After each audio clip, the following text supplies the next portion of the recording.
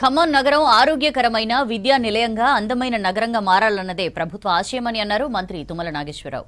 ఖమ్మంలో 2,43,00,000తో నిర్మించిన primary health care సెంటర్ను ప్రారంభించారు మంత్రి. ఇక్కడ మౌలిక వసతులతో పాటు పచ్చదనం ఆహ్లాదకరంగా ఉండాలన్నారు. సీఎం రేవంత్ రెడ్డి నాయకత్వంలో ఖమ్మం నగరం క్లీన్ అండ్ గ్రీన్ స్మార్ట్ నగరంగా అభివృద్ధి చెందుతుందన్నారు.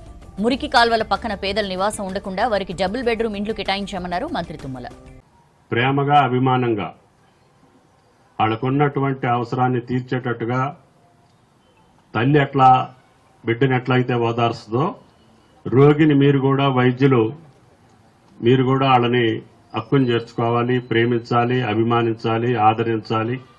వాళ్ళకున్నటువంటి బాధ మీ యొక్క మాటలతోటే సగం తగ్గిపోవాలి. అంటే అంత మంచిగా మీరు వాళ్ళని మీరు ఆహ్వానిస్తే, వాళ్ళకి అవకాశం ఇస్తే, వాళ్ళకి సేవలు అందిస్తే మీ పేరు జన్మజన్మలకి వాళ్ళు గుర్తుపెట్టుకుంటారు.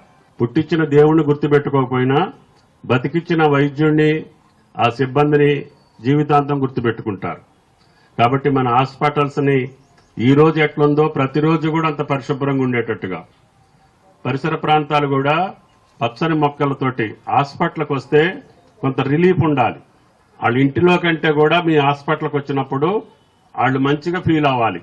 మా ప్రదేశం మంచిగా ఉంది, పచ్చని పూల మొక్కలు ఉన్నాయి, పచ్చని చెట్లు ఉన్నాయి, మంచి గాలి ఉంది, మంచి వాతావరణం ఉంది, మీ బాత్రూములతో సహా అన్ని ఇంటికాడి కంటే పరిశుభ్రంగా హాస్పిటల్ ఉంది అనే భావన ఉండాలి.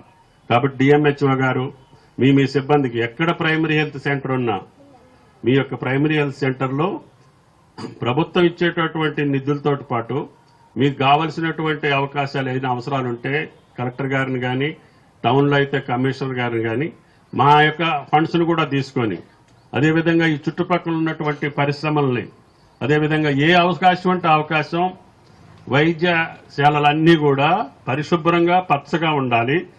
దానివల్ల ఈ మీ దగ్గరకు వచ్చేటటువంటి రోగులకి కొంత సంతృప్తి ఉంటుంది. ఖమ్మం పట్టణం ప్రశాంతమైన పట్టణంగా, పరిశుభ్రమైన పట్టణంగా, అన్ని రకాలుగా విద్యాపరంగా కానీ వైద్యపరంగా కానీ మా ఖమ్మంలో ఉంటే మా పిల్లలు మంచిగా చదువుకోగలుగుతారు. మాకేదైనా అవసాన దశలో జబ్బు చేస్తే మాకు మంచి హాస్పిటల్స్ ఉన్నాయి, ప్రభుత్వ హాస్పిటల్స్లో కూడా మాకు మంచి వైద్యం అందుతుంది అనే భావన మనకు రావాలి. ఆ రకంగా ఇప్పటికే ఖమ్మం పట్టణం విద్యలో కానీ వైద్యంలో కానీ అగ్రభాగాన నిలిచింది. వాటిని మనం పరిశుభ్రంగా మెయింటైన్ చేసుకుని మంచి సేవలు అందిస్తే ఖమ్మం పట్టణానికి, ఖమ్మం పట్టణంలో నివసించే ప్రజలకే కాకుండా ఈ జిల్లాలో పక్క జిల్లాల్లో ఉన్నవాళ్ళు కూడా మన జిల్లాకు వచ్చి వైద్యం చేయించుకునే పరిస్థితి ఉంది.